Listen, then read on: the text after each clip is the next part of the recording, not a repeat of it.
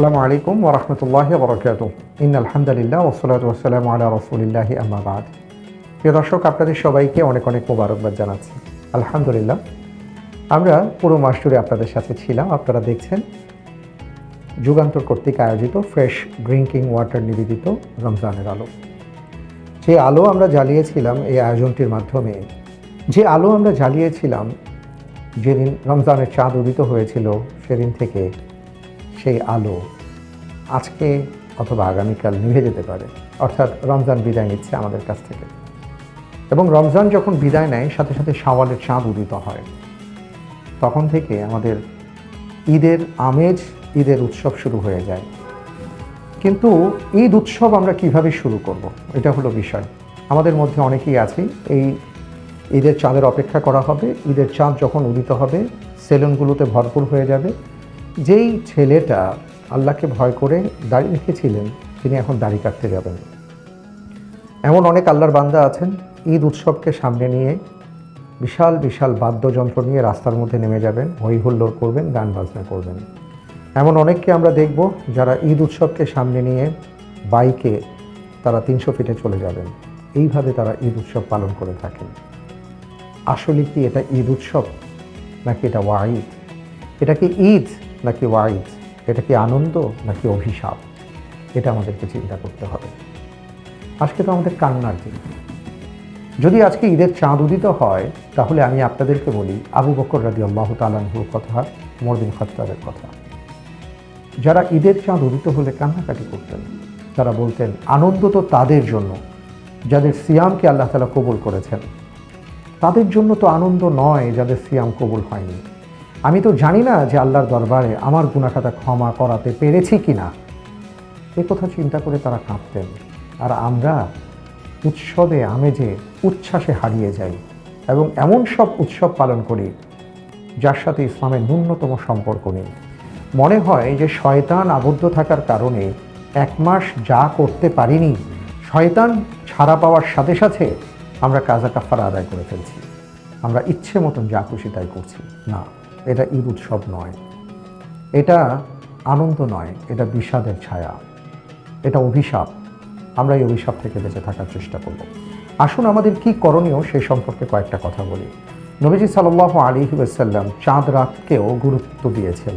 তিনি বলেছেন চাঁদ রাতও আল্লাহ তাআলার কাছে অতি প্রিয়, অতি মর্যাদার। এই রাতেও বান্দাকে আল্লাহ তাআলা ক্ষমা করতে থাকেন। তাই এই রাতে আমাদের কাছ থেকে যেন এশার সালাত হারিয়ে না যায়, আমাদের কাছ থেকে যেন তাহাজ্জুদ হারিয়ে না যায়, আমাদের খেয়াল রাখতে হবে।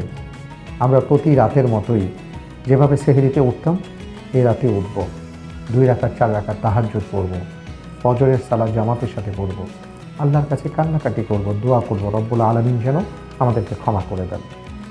পাশাপাশি আমাদের যদি কোনো কেনাকাটা থাকে সেই কেনাকাটা আমরা করতে পারি, কিন্তু অবশ্যই মাথায় রাখতে হবে আমাদের কোনো ফরজ যেন লঙ্ঘন না হয়।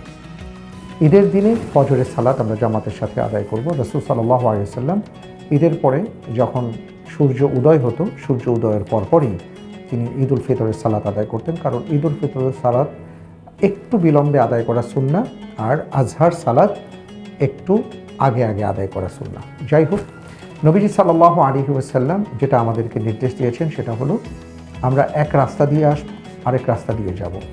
যখন আমরা আসব, অবশ্যই ঈদের চাঁদ উদিত হওয়ার সাথে সাথে আমরা তাকবীর দিব, আল্লাহু আকবার, আল্লাহু আকবার, লা ইলাহা ইল্লাল্লাহু, আল্লাহু আকবার, আল্লাহু আকবার, ওয়া লিল্লাহিল হামদ।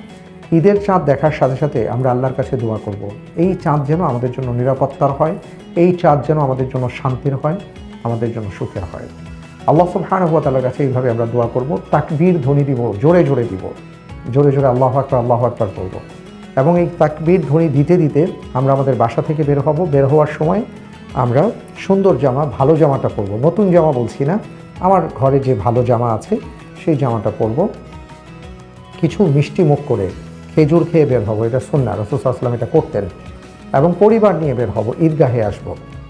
নবীজি সাল্লাল্লাহু আলাইহি ওয়াসাল্লামের সময়ে মহিলা সাহাবাগণ ঈদের নামাজে শামিল হতেন, এবং এমনও হয়েছে যে তারা ঈদগাহে আসার আগে এমনও প্রশ্ন এসছে, ইয়া রাসূলুল্লাহ আমার তো ওড়না নাই। নবীজি বলছেন আরেকজনের ওড়নায় জড়িয়ে তোমরা দুজন একসাথে আসো।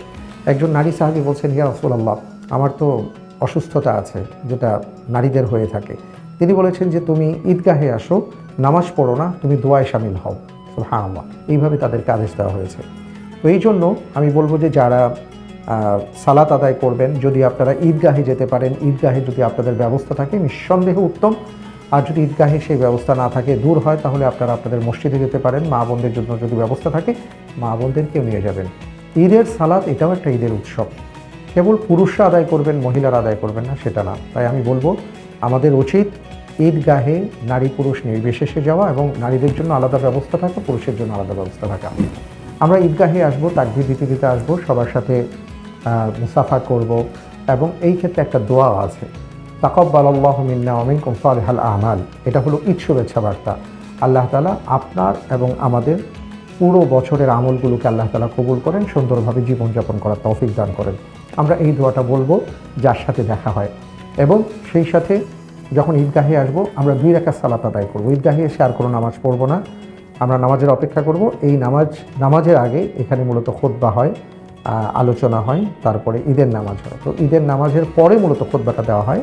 তো ঈদের নামাজের পরে আমরা খুতবা শুনবো, খুতবা শুনে তারপরে আমরা চলে আসব।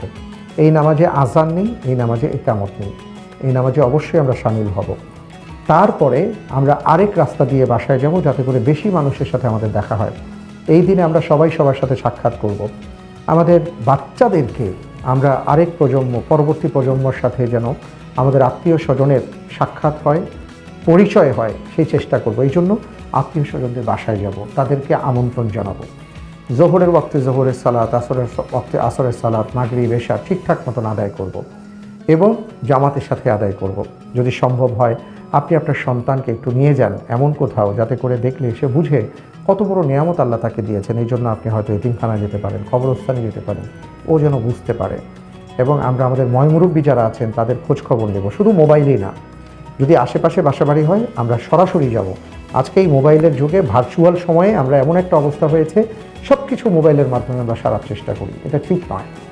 আমরা আমাদের আত্মীয় স্বজনদের বাসা বাড়িতে যাই, হাদিয়া পাঠাই, তাদের বাসায় আমরা মেহমান হই। এইভাবে আমরা ঈদের দিন উদযাপন করি, এইভাবে আমরা ঈদ উদযাপন করার চেষ্টা করি। পরিশেষে যেটা আপনাদেরকে বলবো প্রিয় দর্শক, ঈদের পরেই শাওয়াল মাসের একটা বিশেষ আমল আছে, শাওয়াল মাসের 6 রোজা। রাসূল সাল্লাল্লাহু আলাইহি ওয়াসাল্লাম বলেছেন যে শাওয়াল মাসে যে 6টি রোজা পালন করবে, সে যেন পুরো 1টি বছর নফল সিয়াম পালন করলো, এর সওয়াব তাকে দেওয়া হবে। সুবহানাল্লাহ, আমরা সেটাও চেষ্টা করি। আল্লাহ তাআলা যেন আমাদের সবাইকে সেই তৌফিক দান করুন, আমিন। আমি ঠিক জানি না যে আজকে চাঁদ উঠবে কিনা। যদি চাঁদ উঠে থাকে, তাহলে আমি আপনাদেরকে শুভেচ্ছা জানাচ্ছি। তাকাব্বালাল্লাহু মিন্না ওয়া মিনকুম সালিহাল আমাল। আর একটি আয়াতে কারিমা আমাদের সামনে রাখছি। আল্লাহ রাব্বুল আলামিন আমাদেরকে বারবার বলেছেন, ওয়ালা তামুতুন্না ইল্লা ওয়া আনতুম মুসলিমুন।